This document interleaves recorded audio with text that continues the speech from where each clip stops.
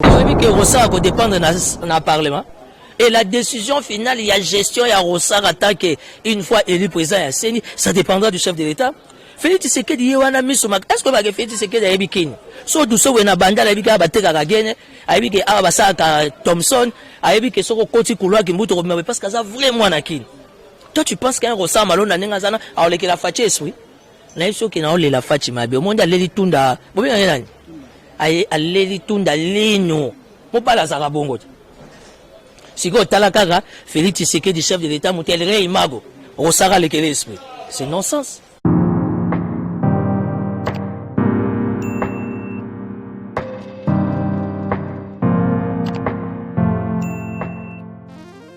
Ah oui, merci. Nous sommes déjà connectés à Tindika bon mais ça na la émission ya Yannick Stopira émission et ça beno info politique. Oui, mais ça na kola exagnon surtout bibi ke Kinshasa show ezalaki ya kosakanate moto ezalaki ya kopela to monaki bandi kwa IDPS bakita ki marche ko sate mais marche wana et créer ba mort ya bato ba kufi ba policier moko kufi na 3 personnes donc ezalaki ya koina ko sakanate to moni pe côté ya IDPS bandi kwa IDPS ba sengi keno ministre intérieur ministre Gilbert Kakonde a démissionné par rapport à ba mort o bato ko kufa et puis to moni déjà avant que IDPS ba senga démission Gilbert Kakonde aza fils maison mona moko ya IDPS.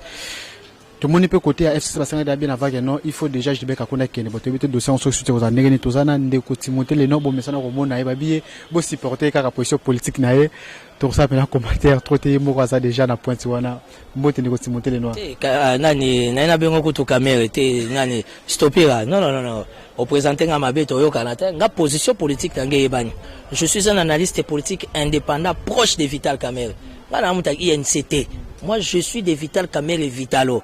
Et puis d'entrée de jeu, c'est pays sabatou. Pour déjà qui déjà Kanda. Avantage dans le tu sais que la semaine passée, j'étais avec Vital Kamerhe. Oh, c'était beau. Kamerhe m'a fait des promesses. On a vu sur la promesse à Bible et Kosat. Tout solo, il y a tête très 20 ans après, promesse en réalisé journée. C'est comme moi, je suis venu te dire, le 31 décembre 2020, on va fêter la bonne année avec Vital Kamerhe.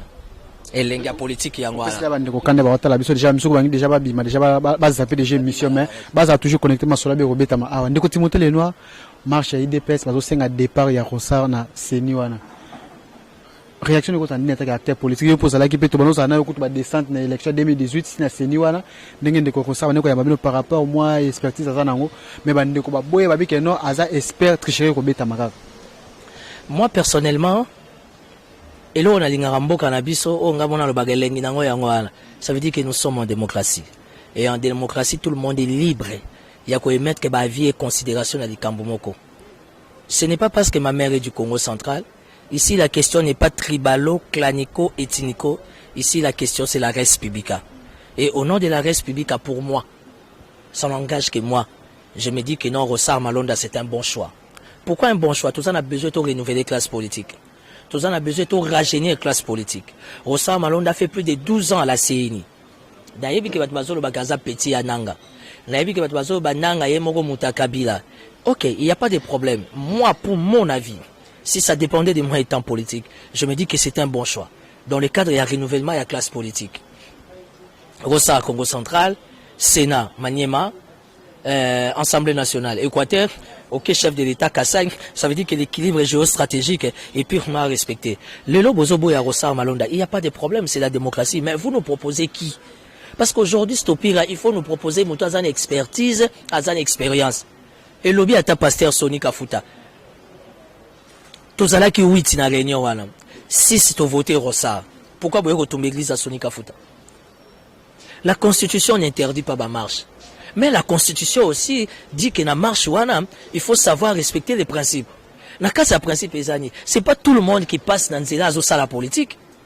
Mais tant que vous cassez, vous zikisi, vous bêtis, vous innocent, vous bouki, vous policiers, vous zoki, oui, vous topez, vous koufi, vous enaboué, perdez un zanan. Pourquoi IDPS? Oui, que l'eau est zolé, que l'angaye. L'eau la nama pataye et l'eau la nama bile et c'est bolingo. Mais ça a IDPS quand tu bazo boya comme ça, ils appellent la muka c'est la muka na cash.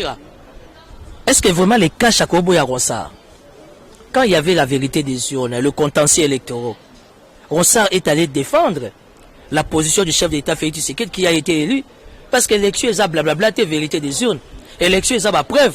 Et il y a préparer des témoins. Parce qu'en ce moment qu'il faudra déjà commencer à recruter, à préparer les témoins, vous êtes dans la distraction.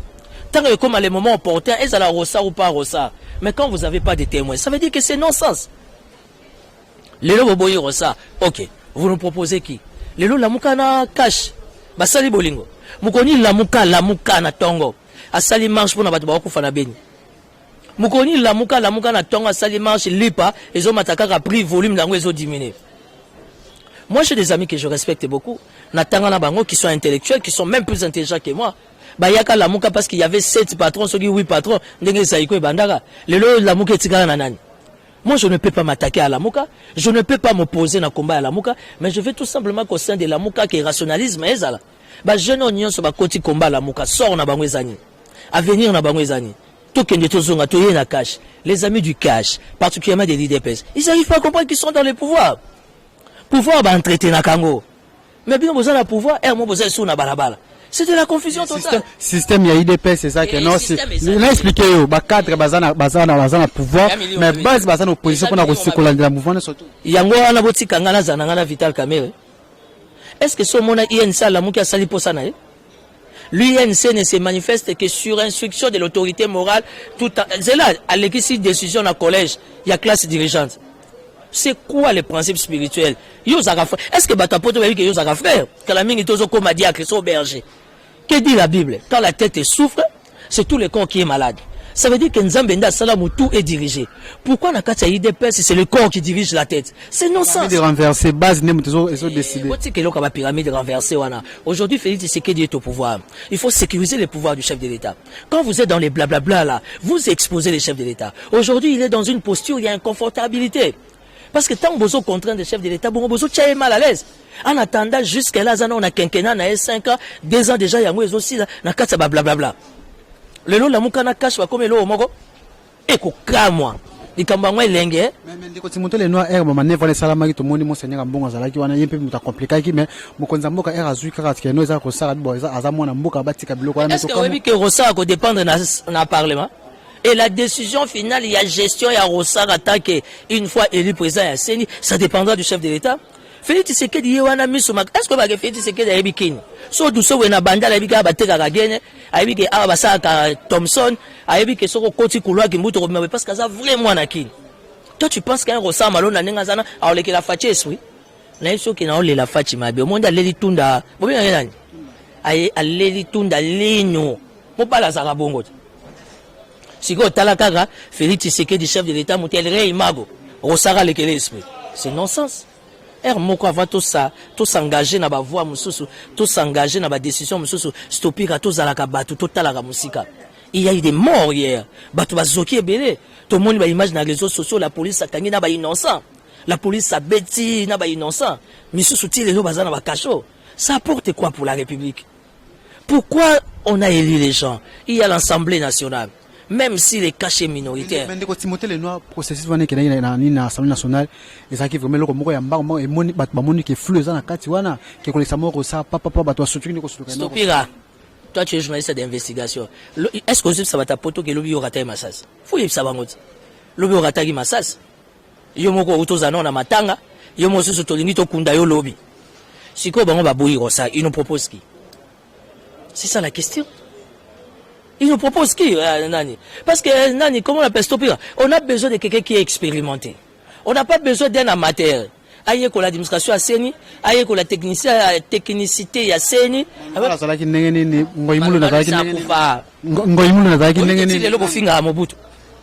Mais parler du peuple, Bozo Dondo à Mobutu.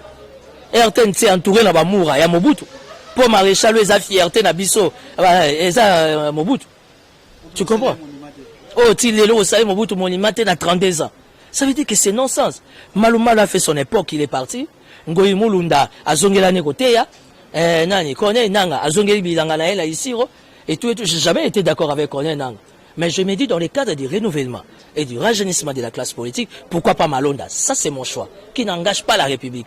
Si les autres pensent au nom de la démocratie, ils ont un choix mieux que Malonda. Où est le problème stopper? Pourquoi se soutenir Malonda va fingio? Au soutenir Vital Kamerhe va fingio. Au soutenir Fayulu va betele maboko. Au soutenir Fachi va betele maboko. Au soutenir Kabila va fingio. C'est non-sens. C'est ça la démocratie. Il faut laisser tout le monde à la libre dans le choix. Timothée Lenoir a fait un choix d'être partenaire de Vital Kamerhe. Même si Vital Kamerhe est condamné, tout le monde a béni. Kota dossier Vital Kamerhe non Timothée non tozonga na makambo etali ministre intérieur to moni que non avant na nos famille politique na yeba senga ka démissionner to moni peut FCC ba déjà pression bangonde ba batinda ki Gilbert Kakonde comme VPM intérieur si que sur famille ne boyinga ko IDPS quel sera mon avis ndi to ba na politique je prends acte j'observe parmi banenda ko zele pe kuna FCC ba banenda ko benda ye si ko elengi na ngo yango ana il faut kotika bango ba potana na suka biso peuple plus Claude Mavinga yonde muto gagné yara to peso trophée yango ana ndelengi nango tu sais moi étant politique aguerri la sola ki ngona nani na petit Zakari Mwamba laissaki Zakari Mwamba tako za kasayen mais mon ana intérêt à res public atako za kasayen loko la vie na Zakari bababaswe mon intérêt à république raison pour laquelle j'aime bien l'état d'esprit de Richard Mouyej Manguez na lwala babalingi ba meka nungu alobi lamuka FCC cash confession religieuse tata abinonga. C'est moi le maître du jeu, c'est moi qui contrôle. Ça, c'est ce qui s'est passé au loi là-bas. Si, Gentini a opté option là. Gentini, ce n'est que normal pour la sécuriser la population. Mais la Constitution ne dit pas de demander la permission.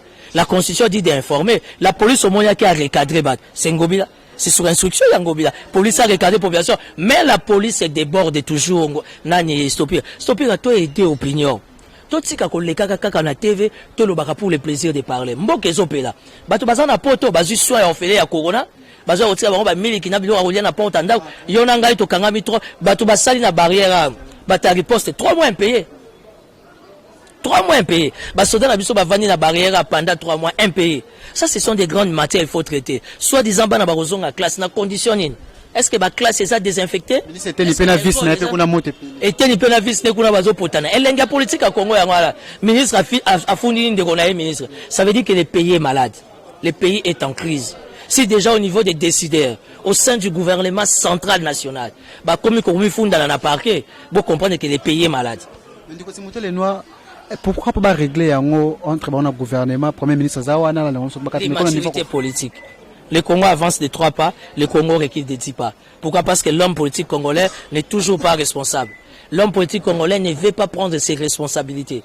Il faut qu'il y ait renouvellement de la classe politique, rajeunissement de la classe politique, babiso esprit dans nos frères, tout y a une vision à accompagner Mboka. Parce que quand vous laissez les mêmes personnes ou encore les mêmes personnalités, ça veut dire que le pays sera toujours malade. Les lobes de Koufa qui lobby la famille, ça les perd. Même à ta soda Koufi, à ça congolais. Soda wana aza rwandais aza burundais aza congolais atakutu soda aza rwandais aza burundais il est humain le bon sens de l'humanisme hein ceux qui au moninga Timothée Lenoir ça n'engage que moi si nous voulons donner un bon sens à ces débats de Rossa à Malonda que nous disons non nalingi FCC Lamuka cash confession religieuse va sangal or bango tiri corona c'est que tout anaka ba sangana jamais pourquoi? Parce que oyo ça la marche les 7 oyo ça marche les 9 oyo ça marche les 13 alingi ba mona ye que ya za na popularité n'importe quoi mais na micro na ka bandeko ya IDPS sabi que baza prêt à appuyer la muka za prêt à appuyer pour na intérêt kaka intérêt commun ya mboka siko bandeko ya IDPS baza prêt à appuyer la muka za prêt à appuyer IDPS ngasko Timothée Lenoir na za ko appuyer politique à chef de l'état pour l'intérêt ba congolais donc je ne veux pas rester dans ma coloration politique c'est l'immaturité politique. C'est question d'organisation. Quand on est mal organisé chez soi, on amène cet état d'esprit dans un parti et voilà les résultats.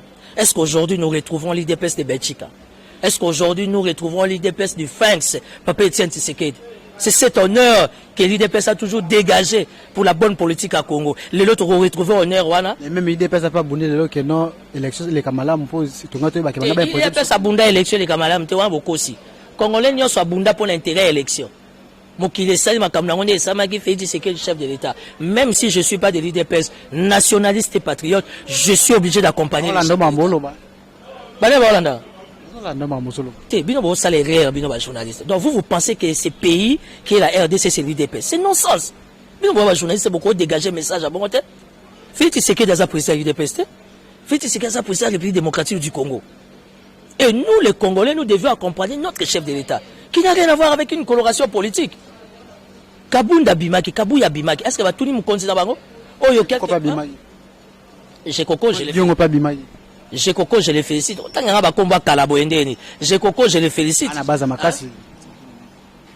Est-ce que vous avez un Congo à la base à Zate? Solo. Oh, le Congo là à la base. Stopé, il y a 100, 200 000, 2000 personnes ont dirigé Milimo. Mais je respecte Jekoko parce que Jekoko a toujours contrôlé Kingabwa. Jekoko Kingabwa soit pessimo d'ordre. On les a vraiment ma belle. Voilà. Jekoko a marché, X a marché, tout le monde est tâté d'assumer le combat dans un. Mais moi je pense, Stopira, bah combat Oyo, bah marche Oyo, évidemment c'est la démocratie. On a calcul naïe, bah sangala.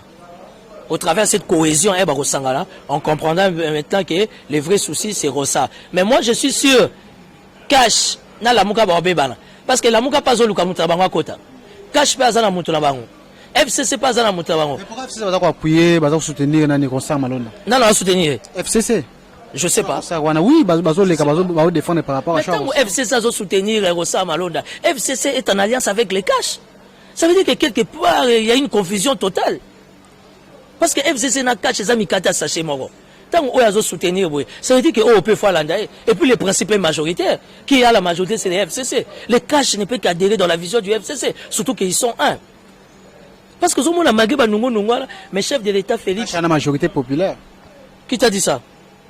Comment tu peux dire Pardon. Il n'y a aucun leader politique aujourd'hui en République démocratique du Congo qui a la majorité populaire. Mtazate. Par rapport à la marche à PPRD. PPRD pas marcher sur les 14. C'est sans objet. C'est sans objet. Comme on dit dans un bon français, c'est sans aucune importance. On n'a pas besoin de marche. Mon colonie ne peut perdre ça la marche pour battre les handicapés à ta concession. Les handicapés, ils sont kitambot. Pardon, ils sont dans la toilette. Ils sont dans la mousse. Ils sont dans la manzanza. Ils sont dans la batole. Mon colonie peut perdre ça la marche. IDPS a du pouvoir. La carte à IDPS, batu bayaka mobimba, bakoma ba handicapé, bazwa ba choc, likolo ya combat. Pourquoi l'IDPS n'arrive pas à fond le département moko social? Il y a que soutenir ba famille, ils ont ba perte, bandeko bazwa ba paralysie, bazwa ba maladie ya mutu pour bazala qui menacer na carte bitumba autour ya papa Etienne Tshisekedi. C'est ça c'est ça l'état des droits, c'est ça les bons sens du combat politique. Mon colonie IDPS toujours kena bango 2 ans au pouvoir à la présidentielle. Mon colonie IDPS a solo à sali marche pour n'aller pas. Na Brazzaville à son matisse il pas 1 franc. Journée on met simbati. Tout ça dans transport là. Muta chauffeur à zana prix nae. Mon colonie IDPS à solo lia. Je n'aime pas tant baza ko exposer ba wewa. Ba wewa baza ba congolais ba kinois. Na katsa ba wewa wana ba père de famille baza ba gradué baza ba licencié baza. So e commis R poste Chibwabwa outi 38 ans na Canada. Kabeya sala 25 ans en Suède. Oyo nani azako kombola balabala na Bruxelles nani bakombo ngo ndenge landa na wana mais to lingi tango komi pe poste bozwa pe ba master bazaka na sanzete bazana ba diplôme na ndako bazwa pe misala. Pourquoi IDPS azo pe sa misala na bana maite bana 10e rue? Parce que bato yo bazo mener combat ya libération en Mboko et ça base à IDPS. Pourquoi bazo zo misala te? So ye komi ke tumbanda kwa Jamaïque samba batindi bango. So ye komi ke tumbanda ki mbuta batindi bango. Donc na cadre bazana na bazo gérer base za opposition bango bazala. Stopira, est-ce que yeba ke yo aussi ça na ifasik? Pour battre so bakaza on est na micro bo na internet, bakaza so vendre na simanda ko zu micro. Faut savoir que yo aussi ça na ifasik. Je crois pas que na ifasik batangi sabino bongo. Tout le monde est important. On s'attendait na cadre d'alternance pacifique oyo buzoba et les cas qui siko et que salamate. Mais c'est la continuité. Moi je respecte beaucoup l'IDPS. Ba wewa bazaba ndeko na biso. Ba wewa kombe ba yaga na bazata na misalate. Kabuya eska solana ba wewa na libanda. Era marche ba wewa comme important. Kabuya benga bandeko na nga mombele. Bandeko na nga mombele bazaku era nyonso kola na papier Etienne Tshisekedi. Kabuya benga bango banal. Abenga bango ba bado, abenga bango ba brigand. Lelo ba bado ba comme important pour na Rossa Malonda. Jeunesse congolaise, jeunesse quinoise. Ba loué yo lokwa kitité. La Moka, Cash, FCC, confession religieuse, ba loué yo jeune loko la kiti ya matanga te. Ça veut dire bazana a besoin d'exploiter yo au tambola, au tuta, au tumba, au zikisa, mais ce que communique en bas poste, ba na bango ba na poto. Ce communique en bas poste, ba leke ba makangu na bango. Moi je ne suis pas dans ça. Je ne suis pas un donneur de leçons, mais je pense que nous les jeunes aujourd'hui, dans le contexte au Félix Tshisekedi à Tchebiso, on peut voir les choses autrement. On peut changer les choses autrement. Les loyaux, kaka ba pasteur bokende la qui prière. bangwana ba pasteur ba commis déjà ba message échangé nana télémina qui pasteur Wale Sater pasteur Wale a donné une prophétie pour accompagner vision à chef de l'état ba fingi pasteur Wale sont là traité de tout lelo to komi wapi professeur pas pasteur Rola pasteur Rola prophétie est commis un problème et heureusement je vois Zara pasteur Rola te Zara pasteur Ken assemblée chef de l'état à Sundoli Faïlou. On n'a pas besoin de voir tout ça dans nos églises. Aujourd'hui, nous avons besoin de serviteurs de Dieu crédibles. On va orienter la classe politique pour la délivrance du peuple congolais. Il ne faut pas rester dans les fantasmes et dans les fanatismes. Nalingi yo jeune babi misona baba to kendo tumba o kendo buka elle comme poste aux la diplôme de mon Timothée Lenoir ma bengi sile ka makangu na yaza même pas D6. Ça c'est la médiocrité. Donc aujourd'hui to lamuka. Aujourd'hui, je suis venu lancer un message fort. Nabandi kwa IDPS, je vous aime et je vous porte à cœur. To lamuka. Tu comprends que le pouvoir est à IDPS, na kati IDPS bandeko na ngai ya Kasai, baza ba gradué, baza ba licencié, baza pe na besoin musala. Botika biso ba chibwa, ba chimanga, ba kabeya, o basali ba 35 ans baza ko kombola na poto, ba ya bazo misala. Nous disons non. Voilà. Comme déjà na suka entretien na biso Timothée Lenoir, mais na photo mo ko sala base makasi na réseaux sociaux.